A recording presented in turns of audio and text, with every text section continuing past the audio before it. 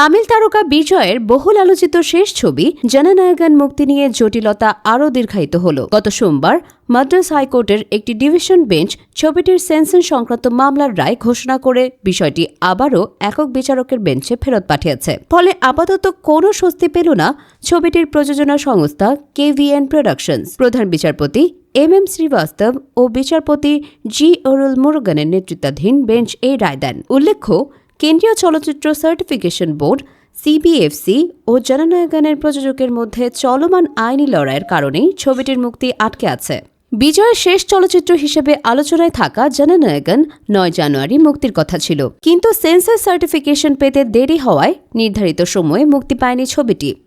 বিষয়টি নিয়ে কয়েক সপ্তাহ ধরে একের পর এক আদালতের দ্বারস্থ হন নির্মাতা ও প্রযোজকেরা। তবে দীর্ঘ শুনানি ও আইনি টানাপোড়েনের পরও এখনও ছবিটি সেন্সর ছাড়পত্র পায়নি। সোমবার শুনানির শুরুতে আদালত জননায়গন নিয়ে CBFC-তে জমা পড়া একটি অভিযোগ পাঠ করে শোনান। অভিযোগটি করেছিলেন সেন্সর বোর্ডের এক পরীক্ষণ কমিটির সদস্য।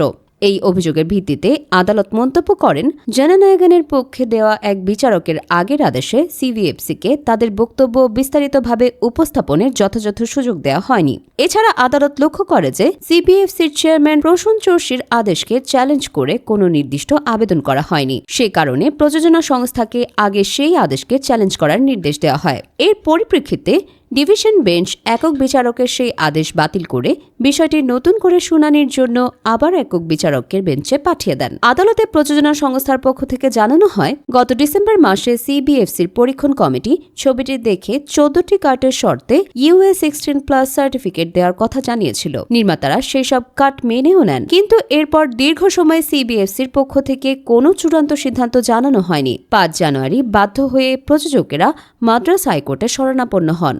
CBFC-র দাবি ছিল তারা একটি অভিযোগ পেয়েছেন, ছবির কিছু অংশ ধর্মীয় অনুভূতিতে আঘাত করতে পারে। সে কারণেই সার্টিফিকেশন প্রক্রিয়া স্থগিত রাখা হয়। এই ছবির মাধ্যমে অভিনয় জগৎকে বিদায় জানাতে চলেছেন বিজয়। এরপর তিনি পুরোপুরি রাজনীতিতে মনোযোগ দেবেন বলে আগেই ঘোষণা দিয়েছেন। তামিলাগা ভেট্রি কাজাগম TVK দলের হয়ে আসন্ন তামিলনাড়ু বিধানসভা নির্বাচনে প্রতিদ্বন্দ্বিতা করবেন তিনি।